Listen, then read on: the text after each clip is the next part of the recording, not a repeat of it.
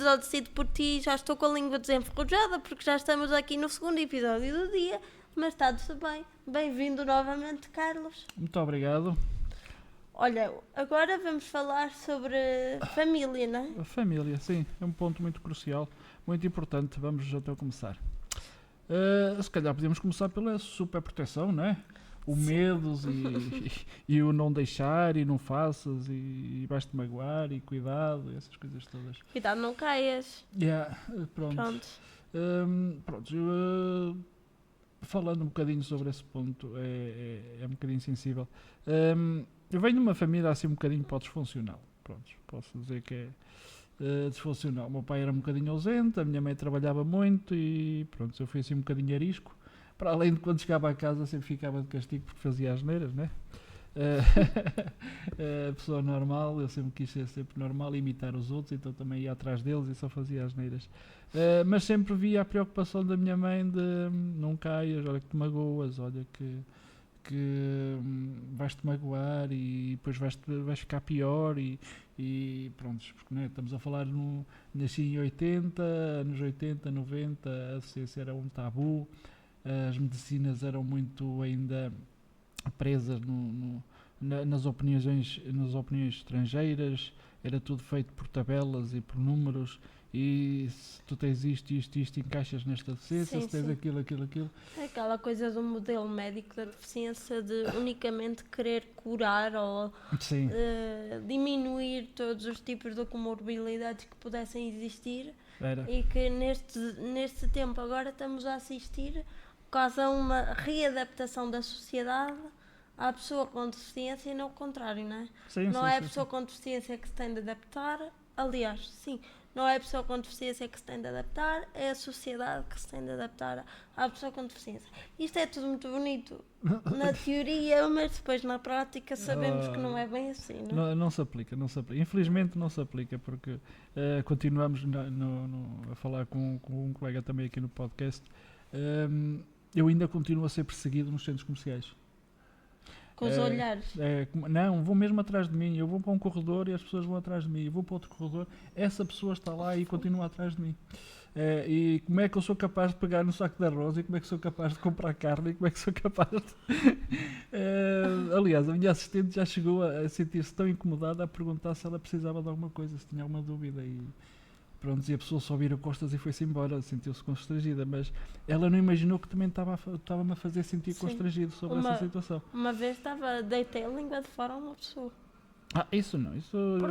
Porque pensei, imagina, tens a pessoa ali de braços cruzados a olhar para ti, fixamente, parece que nem respira, nem tosse, dá-se aqui a ouvir um barulho de fundo. Parece que nem respira, nem tosse, nem nada, que é para não, para tu não dares conta que a pessoa está a olhar para ti, mas objetivamente a pessoa, tu dás conta, porque não é? Tens ali os olhos fixamente, pronto. E eu uma vez passei-me, cruzei os braços e deitei a língua de fora à pessoa, porque estava a ficar tão incomodada que, passei-me, foi assim, tipo o grito do Ipiranga, tipo, deixem-me em paz, estou só a viver a minha vida, Sim, por favor, Deus do céu, tipo... Eu quando era mais novo, eu se calhar era um bocadinho mais agressivo nas respostas e até nas atitudes com as pessoas. Neste momento, olha, eu deixo para lá, é curiosidade. Sim, agora também já não respondo assim, isto foi já há algum tempo. Eu comecei a compreender que o que é diferente chama a atenção. E causa curiosidade. Agora, o sistemático é que é chato. Incomoda. Se eu não tiver sido incomodada durante algum tempo com essa questão, eu vou simplesmente marimbar-me. Mas se for uma questão recorrente, chegas à terceira, quarta pessoa que está a olhar para ti fixamente e já estás do género, fogo, por amor de Deus, deixem-me em paz, não é? Acho que é um bocadinho isso também. Sim, isso, claro, já estamos a falar na sociedade. Já passamos, já voltamos à família, não tem problema. Mas acho que, olha, em casa, agora fazendo aqui a ponte direta, em casa, curiosamente, eu felizmente não tenho exatamente o mesmo tipo de família disfuncional. A minha família sempre foi assim, bastante unida e bastante dentro da convenção, dentro daquilo que pode chamar o normativo. Mas a minha mãe sempre teve muita preocupação em fazer com que me ouvissem. Eu dou muitas vezes este exemplo, que eu fazia terapia da fala porque falava assim muito baixinho, ninguém ouvia o que é que eu tinha para dizer. E a minha mãe irritava-se imenso porque as pessoas, quando queriam perguntar o que é que eu tinha dito porque não tinham ouvido, não me perguntavam a mim, perguntavam à minha mãe. E a minha mãe dizia: mas perguntem-lhe a ela, peçam para ela repetir, porque ela vai-vos repetir. E isso, para mim, sempre foi um espelho ideal daquilo que a minha mãe fez por mim, que foi, tipo, sempre incentivar-me a dar opinião. A minha mãe sempre foi a primeira pessoa a ler os meus textos, sempre foi, porque sempre teve muito esta curiosidade de saber o que eu tinha para dizer. Enquanto eu tenho amigos e pessoas com deficiência à minha volta, que a opinião delas não é tida nem achada, porque os pais nunca sequer puseram em cima da mesa a questão de os filhos terem de facto alguma coisa para dizer, poderem tomar as suas próprias decisões, porque muitas vezes também tens aqui a questão da deficiência intelectual, mas todas as vozes contam e todas as vozes valem a pena.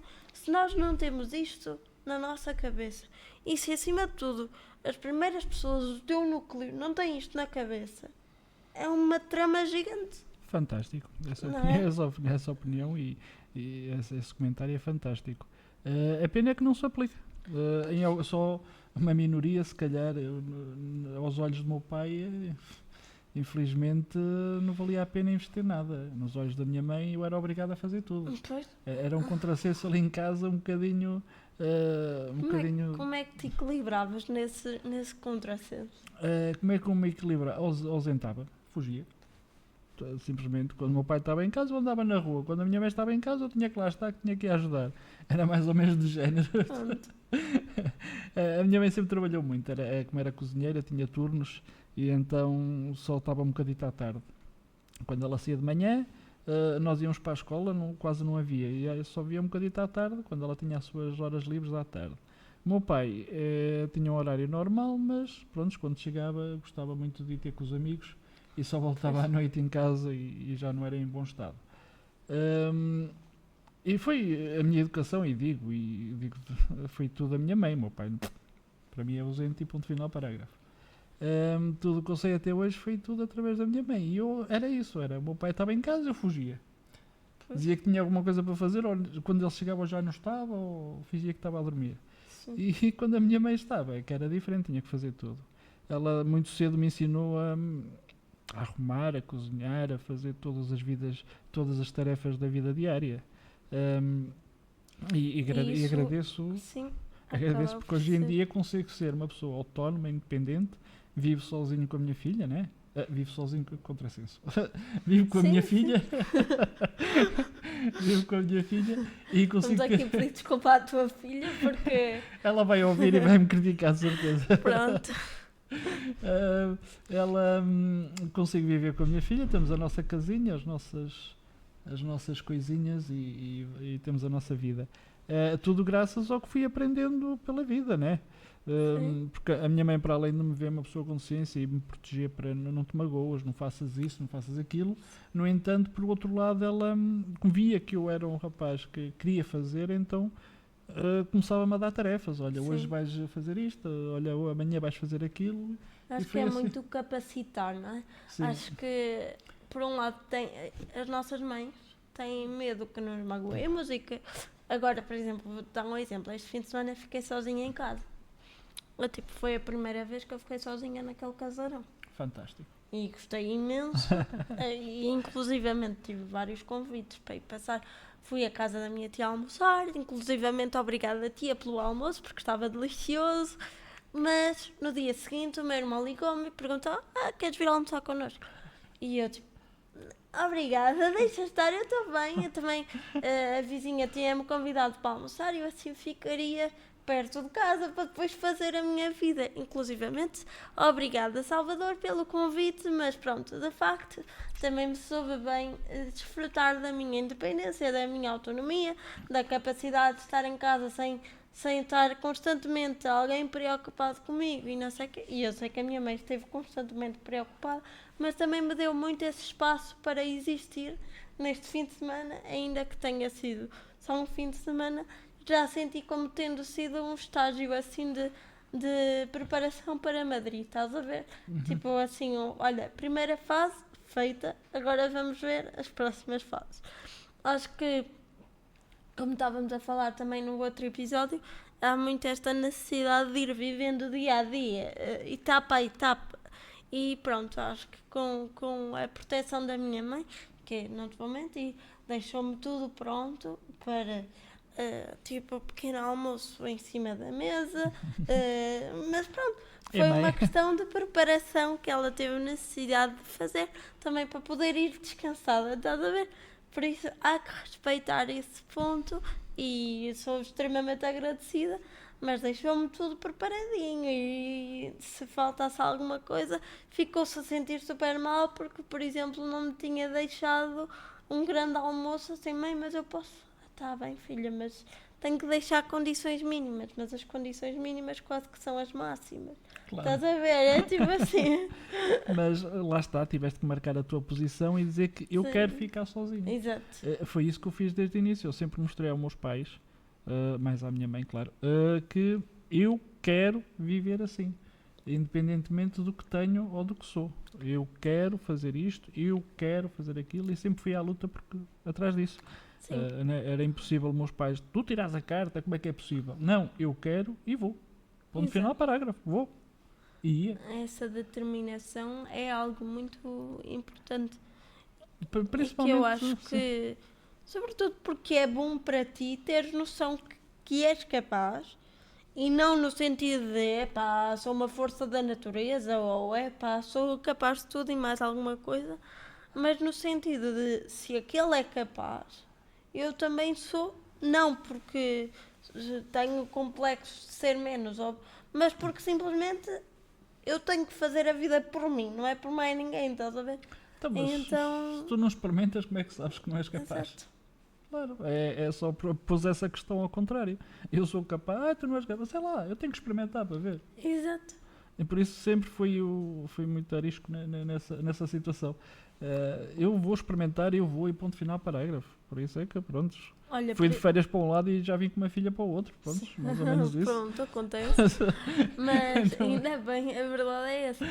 Mas o que às vezes também me põe a pensar é que, imagina, eu não tirei a carta ainda porque tenho imenso medo de não passar nos exames de aptidão.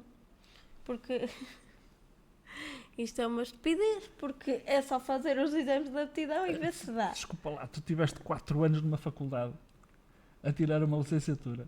3 e agora vou estar mais 2. Vais estar mais 2. Estiveste já a trabalhar no meio de uma cidade onde tinhas que te deslocar sozinho. Sim, é verdade. Tu tivestes.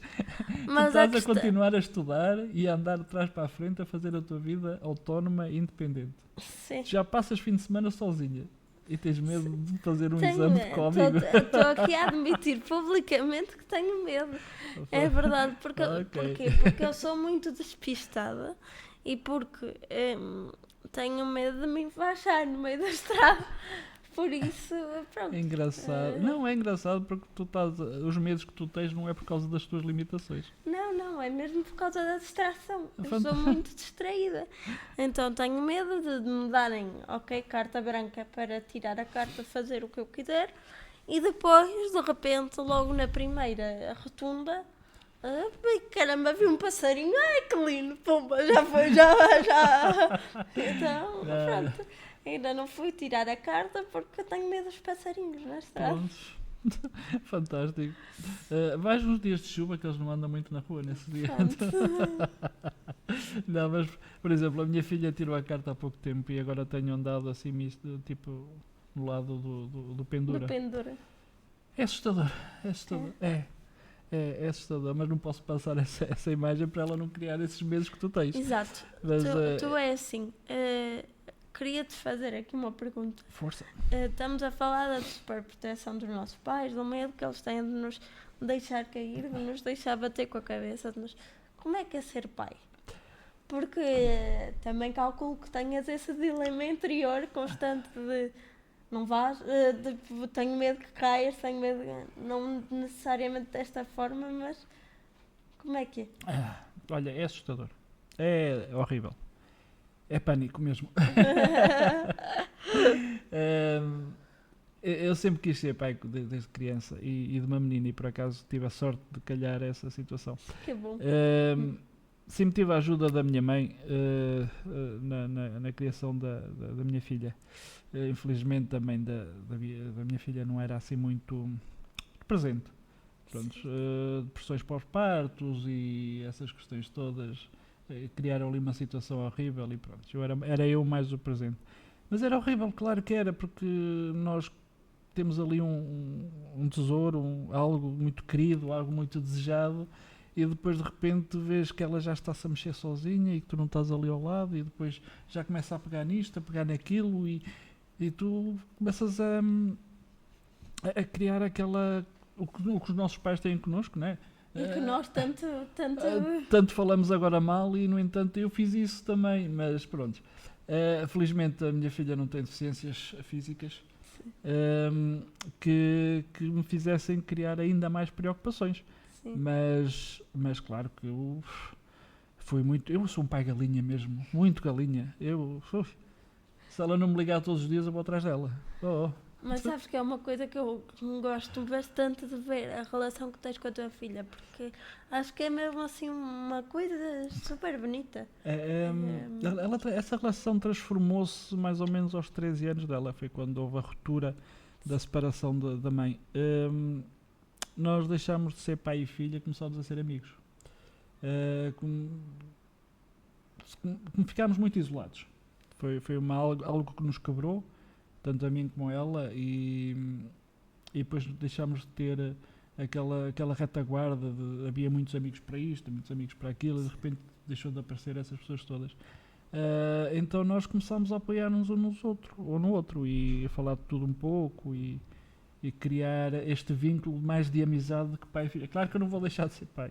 Sim. Nem vou ver que tenho a responsabilidade de ser pai, mas há aquela responsabilidade, aquele compromisso de amizade. Falamos de tudo um pouco. Os problemas que temos, as dúvidas, de tudo um pouco. Por exemplo, quando foi a situação que as mulheres têm, que virarem mulheres, sim, né? sim. Aquela questão da menstruação. Eu fiquei em pânico. O que é que eu vou fazer? O que é que eu vou dizer? Não, simplesmente ela acalmou-me. Não, vamos ao centro de saúde que eles explicam tudo. Pronto. E fomos. E fantástica esta situação. Eu fiquei em pânico. Olha para a enfermeira. Tipo, ela é que me acalmou. está tudo bem, vamos só respirar fundo e ir ali a quem de direito. Sim. Tu achas que está mais preparado para isto? Eu tenho que preparar isto, eu tenho que aprender isto, tenho que aprender aquilo. Não, pai, vamos ali tirar tudo. Alguém faz. Sim, é importante. E é isso também que é nós importante que tenham essa liberdade de, ok, tu és pai dela, vais dar na cabeça quando seja necessário dar, vais fazer isso tudo, mas também, se precisares de consultar alguém externo, ela deu-te essa liberdade, e isso é muito fixe. E hoje em dia fazemos tudo um pouco isso. Não é? Quando ela foi para a universidade, ela não queria ir para não me deixar sozinho. E eu, peraí, então, mas não vais porque tens medo que eu fique sozinho? Eu vivo sozinho há muitos anos, filha, qual é o stress? Mas eu estou aqui para te ajudar. Pronto, eu de uma maneira de acalmar fui pedir ajuda ao Cavi. Sim. Na altura achava que não era necessário, mas tinha direito, eu acho que não tinha necessidade, eu aí fui contra os meus valores, daquela coisa dos direitos e necessidades. Mas a necessidade era dar proteção e segurança à minha filha para ela avançar em frente. Ela queria estudar, não queria ir para o Porto porque não me queria deixar sozinho. Mas, filha, o Porto é o melhor para ti. Porque é que vais ficar em Viseu quando tu podes ir para lá? Tu tens notas para entrar lá, tu tens bolsa para entrar lá, tu tens todo o apoio para entrar lá, qual é o stress? E pronto, já lá vão 4 anos... E proteges a tua filha de uma forma diferente. De uma forma diferente, mas isso é o que todos os pais fazem. Claro. Todos os pais arranjam maneira de apoiar os filhos e não mostrar. Seja em que situação for, não é? Até ela depois descobriu que eu pedi o Cavi por causa disso. Mas depois Pronto. levei nas orelhas e tal, sei que, mas isso depois passou e já está tudo bem na mesma. Olha, mas é muito curioso. Acho que já tocamos aqui vários pontos no âmbito de família e tudo isso, que acho que acabam por ser bastante relevantes, mesmo em termos da paternidade enquanto pessoa com deficiência, e acho que é mesmo necessário, porque não querendo, e eu odeio colocar esta questão de, há bocado até estávamos a falar sobre isso em off, né? Mas ter que falar das coisas só porque és uma pessoa com deficiência. Eu acho isso absolutamente tenebroso e até um bocado contra a natura, não é? Tipo, mas porque é que, se eu não quero falar de um assunto, parece que de repente tenho que erguer a bandeira só porque sou uma pessoa com deficiência. E isto posso ir contra a opinião de muita gente, até que não está a ouvir. Mas a verdade é que eu sou uma pessoa que gosto imenso de ter a minha privacidade, a minha capacidade de estar calada quando precisar de estar calada e de poder falar quando não quero falar e está tudo ok. Agora, falar sobre o assunto paternidade da pessoa com deficiência, ou aliás, paternidade enquanto pessoa com deficiência, acho que é super necessário, não só para desconstruir aquele tabu óbvio que todos sabemos qual é, que é como é que acontece, como acontece em todos os outros, não há dúvida, mas para além disso é como é que acontece depois, é como acontece, como é que se cria alguém, é criando, né? Com Naturalmente. amor, com carinho, com proteção, com todas as partes boas e as partes más que isso acarreta, com não deixar cair quando se calhar se devia deixar cair, aprender a deixar cair, aprender a deixar a pessoa aprender a viver e a sobreviver por si própria. Pois era esse o discurso que eu estava aqui a ter, não era? Que eu sempre fui um pai galinha, mas no entanto não deixa de ser uma pessoa com deficiência e com as suas incapacidades. Claro que eu não pegava na minha filha ao colo e andava a passear ou a saltar com ela, né? Mas passávamos muito tempo com ela ao colo num sofá ou a pintar ou a brincar. Fazias de outra forma? Claro, nós somos pessoas, nós somos humanos, só temos uma estrutura diferente. No entanto, há que nos adaptarmos e continuar a viver com isso.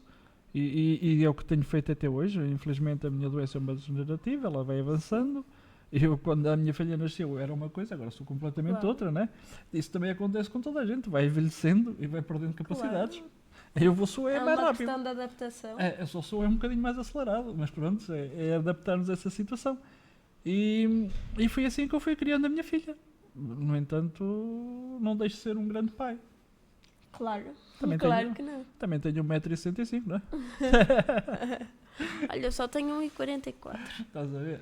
Não tenho filhos, só tenho sobrinhos, mas acho que posso partilhar uma coisa. A minha afilhada está neste momento com um grande dilema na cabeça dela, que é: como é que eu não consigo andar? Se andar é só pôr um pé à frente do outro.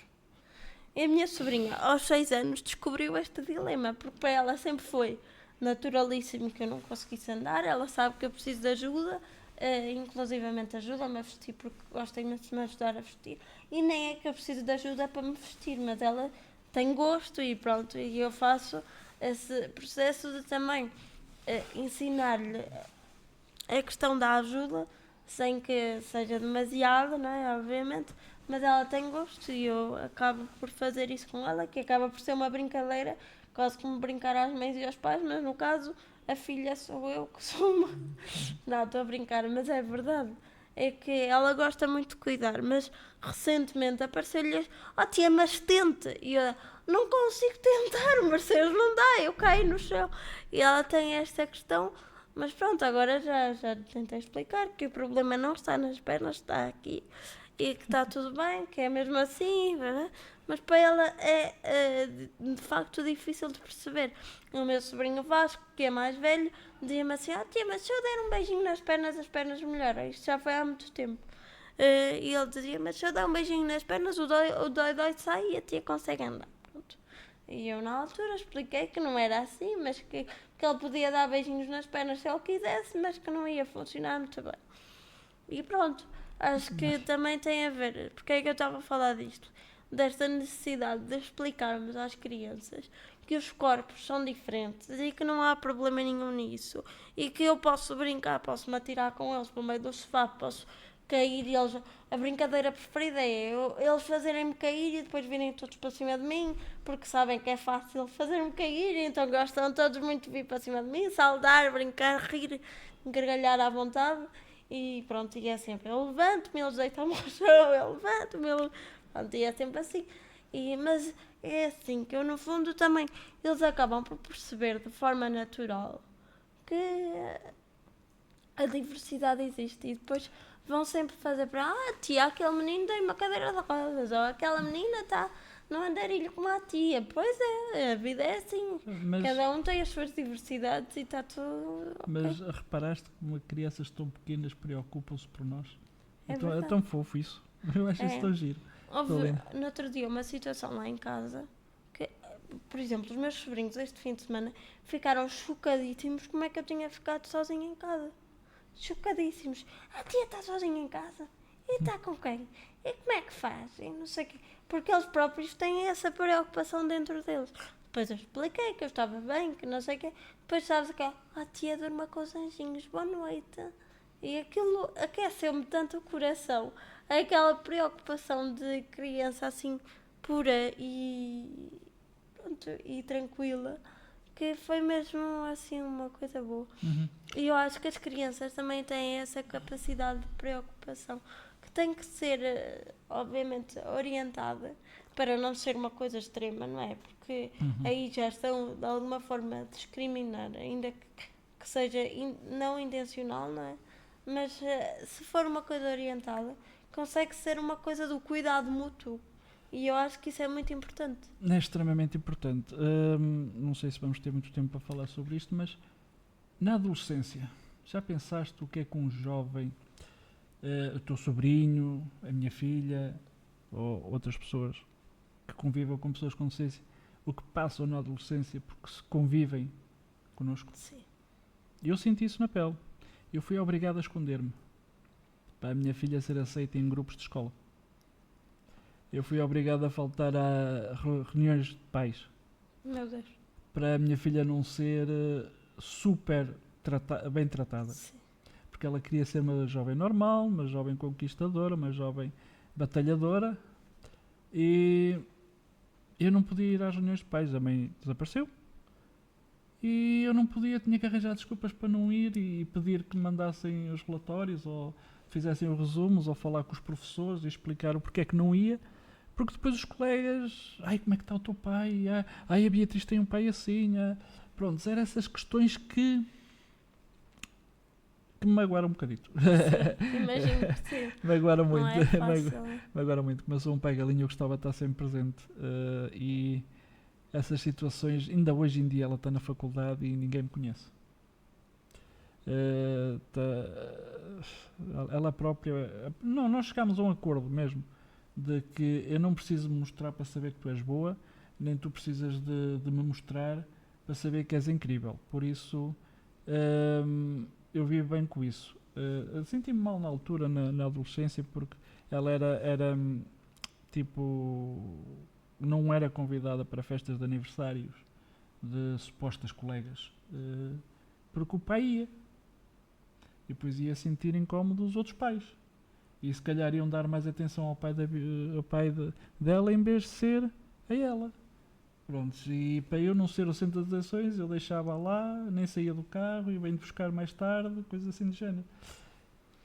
Foi horrível essa situação, porque é que nós temos que ter um rótulo, que temos que ter mais atenção quando nós só queremos ser pessoas normais, whatever, seja lá o que isso for. Sim. Né? E porque é que temos que penalizar os nossos filhos, ou os nossos sobrinhos, ou os nossos parentes mais próximos, só porque nós somos diferentes? Sim. Nós não escolhemos para ser assim. Não condeno eu ter nascido assim. E também não está nada de errado, atenção. É isso, eu não condeno por ter nascido assim. Mas não nos façam sentir mal, nem prejudicar quem nos quer bem. É isso. E a minha filha passou um bocado por isso. Sou muito grato porque ela, como comentei há um bocadinho contigo em off record, que ela ganhou 2 prémios de mérito na escola no 11º e 12º ano. Tem uma média alta, conseguiu entrar numa das melhores universidades do país, nas Belas Artes do Porto. Só há 2, os rankings são muito altos, ela conseguiu entrar com uma média Está numa média alta para sair e continuar a fazer o percurso que ela quer. Estou super orgulhoso dela e, no entanto, não posso estar ao lado dela. Magoa um bocadito, às vezes magoa um bocadito, mas se é bem para o futuro dela, para ela não ser associada que é uma miúda que tem um pai com deficiência, mas sim é uma miúda porque conseguiu lutar e crescer sozinha. Pá, fantástico. Sim, percebo. Ainda que doa perceber isso. Doa, mas Ainda que doa perceber isso, percebo, e acho que também acaba por ser aqui um bom tema para deixarmos flutuar na cabeça de quem nos está a ouvir, porque acho que é até que ponto é que é aceitável que um pai de uma adulta com deficiência, neste caso agora, ela não tem deficiência. não, um pai com deficiência sim. de uma adulta, troquei aqui a ordem das palavras, peço desculpa, não é fixe que uma pessoa se tenha que esconder para que o filho ou a filha não passe a ser uma ave rara porque é filho de alguém com deficiência. Exatamente, Foi esse. Não devia ser assim, e aliás, estamos aqui a chegar ao nosso tempo limite. É um bom tema para deixarmos em cima da mesa, a flutuar nas cabeças, como já disse, porque, tragam alguma normalidade para isto, por amor de Deus. Tipo, quando é que foi aceitável passar a tratar as pessoas de forma diferente? Não consigo perceber. Obviamente estamos a falar de equidade, quando é preciso tratar diferente, e não vamos estar aqui com tretas, porque cada pessoa tem as suas próprias necessidades específicas e elas têm que ser respeitadas. Mas tratar alguém de forma diferente só porque sim, não está fixe. Concordo plenamente. Obrigada, Carlos, por mais uma conversa incrível. E pronto, vemo-nos não sei quando, mas voltamos-nos a ver. Obrigada, um beijinho e até à próxima. Até à próxima.